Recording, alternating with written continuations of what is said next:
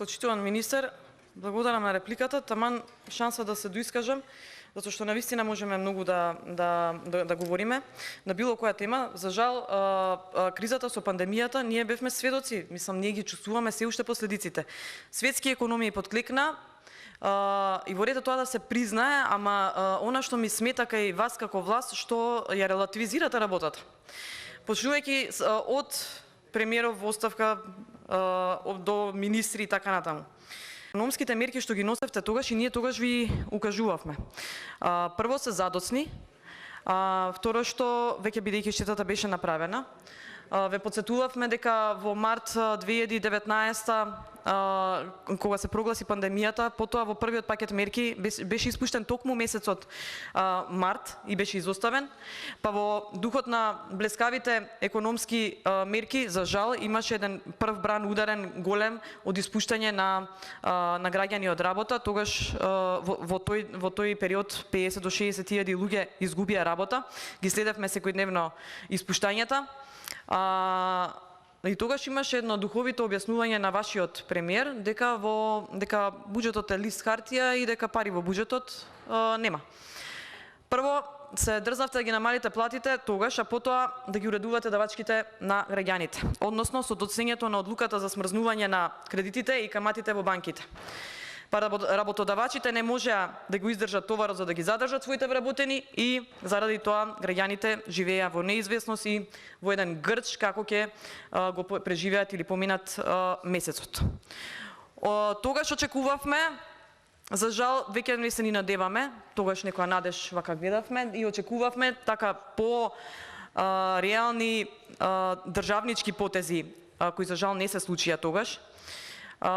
Па искрено тогаш во тој период помислив дека овие вашиве полтрончиња партиски што се офајдија од фондот за иновации, дека ќе пројават една желба за донирање, нели во духот на државнички потек, да ги вратат парите кај граѓаните бидејќи не се покажаа нешто многу иновативни.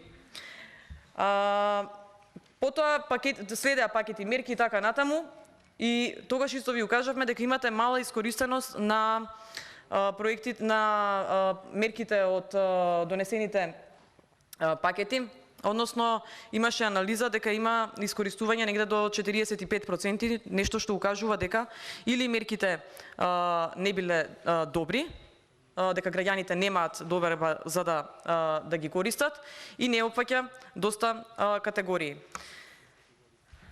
Така што сте правеле напори да ја опоравите економијата од пандемијата, но прво што искрено тогаш и Светска банка, не само ние, и Светска банка ве предупреди дека таквиот економски модел како што вие го протажиравте тогаш и го предлагавте дека не е одржлив на долг рок и тоа се испостави.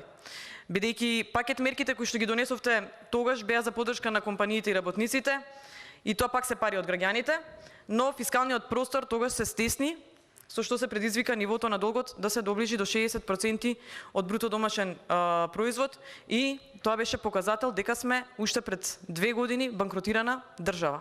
Сега сме не само банкротирана, во тешка рецесија. Пример, баш четвртиот пакет мерки, баш се сеќавам дека говорев за тоа, кажувавме дека нема да има никакво влијание на зголемување на производството, туку дека е потрошувачки сет за плати без некој ефект во инвестиција. Може и слободно да се каже дека беше и пакет на социјална помош, како што беше и оној ненаменски кредит од 90 милиони евра, за кој што нигде немаме показател, па ставени се во буџет, па не се ставени во буџет и така натаму, ама 2/3 од тој кредит се употребија во областа труд и социјална политика, односно за најголемата, пошто сме социјална држава за жал, во најголемата категорија во државата, односно за подкуп на гласови пред избори. Значи, ние можеме овдека да лицитираме со бројки, јас можам да читам бројки и цел ден ќе се докажуваме. Работата е колку граѓаните ги чувствуваат последиците од вашите политики. А одговорот е дециден. Не чувствуваат подобрување на животниот стандард, напротив, живеат на работна екзистенција и секој месец се борат да сврзат крај со крај да го поминат месецот.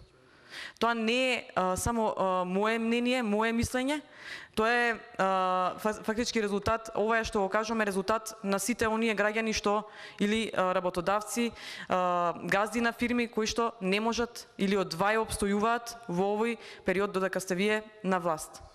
Затоа ќе ве замолам малку пореално, лицитирајте со бројки, не е проблем, министер сте за финансии и треба да кажувате бројки, но јас ќе ве замолам малку да бидете, да ги проширите вака и видеокругот на дејствување и малку повеќе да ги слушате граѓаните, затоа што воопшто не ги слушате. Затоа што ги игнориравте граѓаните, одговор ви се даде на последните локални избори. Благодарам.